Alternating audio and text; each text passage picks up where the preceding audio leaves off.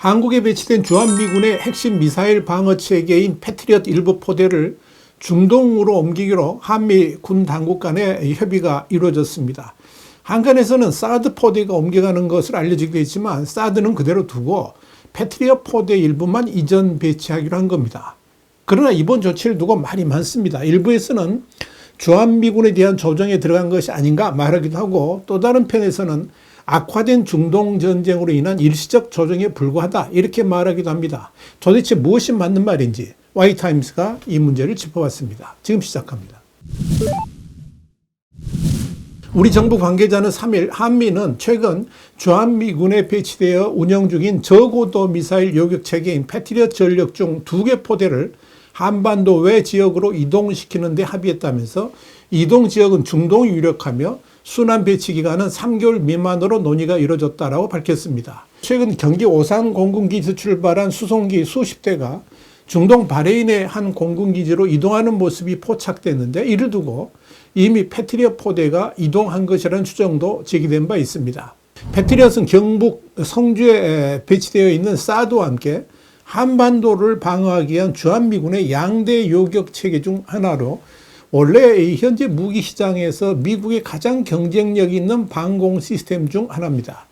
적군이 발사한 비행물체, 그러니까 순항미사일이나 단거리 탄도미사일, 항공기 이런 비행물체가 목표물에 닿기 전에 격추하는 방공체계인데 미사일 잡는 미사일로 불리고 있습니다. 한국어로는 애국자로 번역할 수 있는 패트리엇은 PATRIOT입니다. 이 명칭은 목표물을 가로채는 단계적 배열 추적 웨이더, 이 영어의 약자입니다. 패트리엇의 유효 사거리는 70에서 80km이고 지상에서 최대 고도 24km까지 요격이 가능합니다.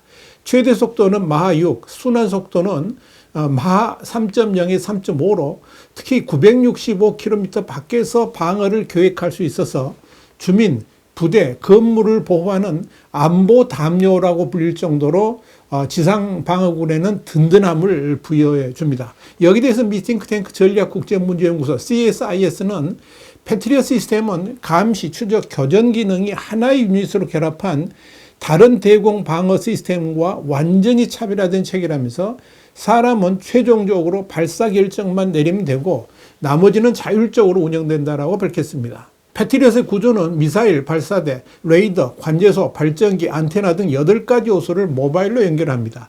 레이더는 먼 거리에 있는 적의 비행 물체를 탐지하고, 관제소는 해당 물체의 비행 궤적을 계산한 뒤에 자체 미사일을 프로그래밍해서 발사를 조정합니다. 그리고 패트리엇 한 개 포대는 최대 8개의 발사대를 비롯한 발전 장비 등으로 구성되고 발사대마다 미사일 요격체가 4개씩 들어 있습니다. 또 발전기는 발사대 트럭과 다른 차량으로 움직이며 전기를 공급합니다. 이런 패트리엇 시스템에 대해서 독일 매체 타게스샤우는 패트리엇 시스템은 구성 요소를 여러 곳에 분산 배치해서 시스템을 한꺼번에 멈추게 할 수 없다는 장점이 있다, 이렇게 밝혔습니다. 패트리엇 시스템은 지난 1990년과 91년 감행됐던 걸프전에서 이라크의 러시아산 스커드 미사일을 요격하면서 명성을 떨쳤습니다. 그 후 패트리엇은 분쟁 지역의 미군의 핵심 무기로 자리 잡았습니다. 지난 2015년 이후에 패트리엇 시스템이 요격한 탄도미사일만 150여 개에 이를 정도로 성과도 대단합니다. 현재 이 시스템은 나토 동맹국을 비롯해 가지고 이스라엘, 사우디아라비아, 한국 등에 배치되어 있습니다. 지금 한반도에 배치되어 있는 패트리엇은 지난 1994년 1차 북핵 위기 때 주한미군에 처음 배치됐고, 한국 공군도 2008년부터 패트리엇 포대를 직접 운영하고 있습니다. 이후 패트리엇은 고고도 미사일 방어, 그러니까 사드 체계 등과 함께 한미의 주요 대공 방어 체계로 꼽혀왔습니다. 사실 이 패트리엇 시스템의 비용도 만만치가 않습니다. CSIS는 패트리엇 한 개 포대 비용을 최대 11억 달러, 그러니까 1조 5,900억 원으로 추정된다면서 발사대 한 대당 가격은 1,000만 달러, 한 144억 원, 요격 미사일 한 개에는 400만 달러, 한 58억 원 정도가 든다고 밝혔습니다. 또 포대 하나를 작동하는데 병력도 거의 100명이 필요하다고 짚었습니다. 앞서 미 NBC 방송은 지난 3월 30일 도널드 트럼프 미국 대통령이 예멘 후티 반군에 대한 공습을 강화하는 등 중동에서 긴장이 고조되는 상황을 언급하면서 피트 헥세스 국방장관이 아시아 지역의 패트리엇 미사일 방어 체계를 중동으로 이동시켰다라고 보도한 바 있습니다. 그런데 이 보도에서 언급된 아시아 지역이 한국인 것으로 보입니다. 사실 미국 측이 이런 패트리엇 포대를 한반도 밖으로 이전하는 사례는 전례가 없는 일이기도 합니다.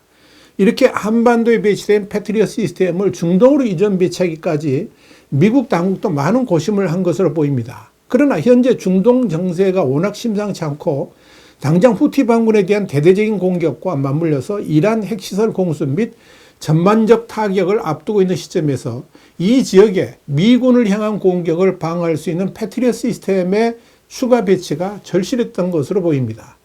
지난 2020년 12월 말에도 우크라이나 정부가 러시아의 공격을 막기 위해서 패트리엇 시스템을 지원해달라고 미국에 요청했을 때 처음에는 미온적이었다가 러시아가 에너지 시설에 공격을 집중하자 마음을 바꿔서 한 개 포대를 배치해 준 바 있습니다. 중요한 건 미군이 보유하고 있는 패트리엇 시스템이 전 세계에 15개 포대밖에 없다는 점입니다. 그중 일부는 러시아의 우크라이나 침공 이후에 유럽에 배치됐습니다. 그렇기 때문에 이 국지적 분쟁이 발생하면 미국은 숫자가 부족한 패트리엇 시스템을 어떻게 재배치할 것인가를 두고 고민을 거듭하기도 합니다. 이런 점에서 최근 날이 갈수록 악화되고 있는 중동 분쟁에서 절대적으로 패트리엇 시스템이 필요하다는 판단하에 그래도 안보 상황이 안정적인 한반도 배치 패트리엇 2개 포대를 중동으로 잠정 이동하기로 결정한 것으로 보입니다. 여기에 대해서 한미 당국은 중동에서의 임무를 완수하면 한국에 재배치하기로 합의했다라고 밝혔습니다. 특히 중동 지역으로의 패트리엇 시스템 배치를 결정하게 된 배경에는 후티 반군의 미 해군의 항공모함과 미군 기지 등을 향한 공격이 한층 격해졌기 때문입니다. 실제로 지난 1일에는 후티 반군이 미국의 첨단 드론인 MQ-9 리퍼를 격추시키기도 했습니다. 대당 가격이 3천만 달러 한 433억 원에 달하는 리퍼를 후티 반군이 예멘 현지에서 제작한 미사일로 격추시켰다는 점에서 미국이 받는 충격은 컸습니다. 미국의 제너럴 아토믹스가 생산하는 리퍼는 세계 최고의 무인 공격기로 꼽힙니다. 날개 길이 약 20m로 27시간 이상 비행이 가능합니다.